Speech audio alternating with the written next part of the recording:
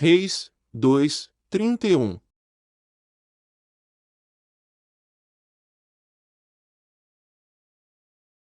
E sucedeu que, no 9º ano do seu reinado, no mês 10º, aos 10 do mês, Nabucodonosor, rei de Babilônia, veio contra Jerusalém, ele e todo o seu exército, e se acampou contra ela, e levantaram contra ela trincheiras em redor. E a cidade foi sitiada até ao 10º ano do rei Zedequias. Aos 9 do mês 4º, quando a cidade se via apertada pela fome, nem havia pão para o povo da terra. Então a cidade foi invadida, e todos os homens de guerra fugiram de noite pelo caminho da porta, entre os dois muros que estavam junto ao jardim do rei, porque os caldeus estavam contra a cidade em redor, e o rei se foi pelo caminho da campina. Porém o exército dos caldeus perseguiu o rei, e o alcançou nas campinas de Jericó, e todo o seu exército se dispersou. E tomaram o rei, e o fizeram subir ao rei de Babilônia, a Ribla, e foi-lhe pronunciada a sentença. E aos filhos de Zedequias mataram diante dos seus olhos, e vazaram os olhos de Zedequias, e o ataram com 2 cadeias de bronze, e o levaram a Babilônia. E no 5º mês, no 7º dia do mês, este era o ano 19º de Nabucodonosor, rei de Babilônia, veio Nebuzaradã, capitão da guarda, servo do rei de Babilônia, a Jerusalém. E queimou a casa do Senhor e a casa do rei, como também todas as casas de Jerusalém, e todas as casas dos grandes queimou. E todo o exército dos caldeus, que estava com o capitão da guarda, derrubou os muros em redor de Jerusalém. E o mais do povo que deixaram ficar na cidade, os rebeldes que se renderam ao rei de Babilônia e o mais da multidão, Nebuzaradã, o capitão da guarda, levou presos. Porém dos mais pobres da terra deixou o capitão da guarda ficar alguns para vinheiros e para lavradores. Quebraram mais, os caldeus, as colunas de cobre que estavam na casa do Senhor, como também as bases e o mar de cobre que estavam na casa do Senhor, e levaram o seu bronze para a Babilônia.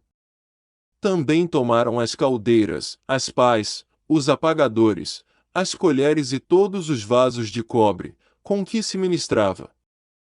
Também o capitão da guarda tomou os braseiros, e as bacias, o que era de ouro puro, em ouro e o que era de prata, em prata. As 2 colunas, um mar, e as bases, que Salomão fizera para a casa do Senhor, o cobre de todos estes vasos não tinha peso.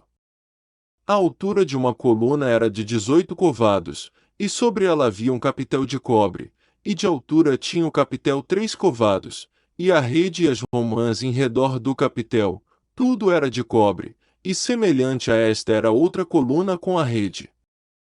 Também o capitão da guarda tomou a Seraías, primeiro sacerdote, e a Sofonias, segundo sacerdote, e aos 3 guardas do umbral da porta. E da cidade tomou a um oficial, que tinha cargo dos homens de guerra, e a 5 homens dos que estavam na presença do rei, e se achavam na cidade, como também ao escrivão-mor do exército, que registrava o povo da terra para a guerra, e a 60 homens do povo da terra, que se achavam na cidade. E tomando-os Nebuzaradã, o capitão da guarda, os levou ao rei de Babilônia, a Ribla. E o rei de Babilônia os feriu e os matou em Ribla, na terra de Amate, e Judá foi levado preso para fora da sua terra. Porém, quanto ao povo que ficara na terra de Judá, que Nabucodonosor, rei de Babilônia, deixou ficar, pôs sobre ele, por governador a Gedalias, filho de Aicão, filho de Safã. Ouvindo, pois, os capitães dos exércitos, eles e os seus homens, que o rei de Babilônia pusera a Gedalias por governador, vieram a Gedalias, a Mizipá, a saber, Ismael, filho de Netanias, e Joanã, filho de Cariá, e Seraías, filho de Tanumete, o netofatita, e Jazanias, filho do Macatita, eles e os seus homens. E Gedalias jurou a eles e aos seus homens, e lhes disse: não temais ser servos dos caldeus, ficai na terra, servi ao rei de Babilônia, e bem vos irá. Sucedeu, porém, que, no 7º mês, veio Ismael, filho de Netanias, o filho de Elisama, da descendência real, e 10 homens com ele, e feriram a Gedalias, e ele morreu, como também aos judeus, e aos caldeus que estavam com ele em Mizipá. Então todo o povo se levantou, desde o menor até ao maior, como também os capitães dos exércitos, e foram ao Egito, porque temiam os caldeus. Depois disto sucedeu que, no ano 37 do cativeiro de Joaquim, rei de Judá, no mês do 10º, aos 27 do mês, Evil-Merodach, rei de Babilônia, no ano em que reinou, levantou a cabeça de Joaquim, rei de Judá, tirando-o da casa da prisão. E lhe falou benignamente, e pôs o seu trono acima do trono dos reis que estavam com ele em Babilônia. E lhe mudou as roupas de prisão, e de contínuo comeu pão na sua presença todos os dias da sua vida.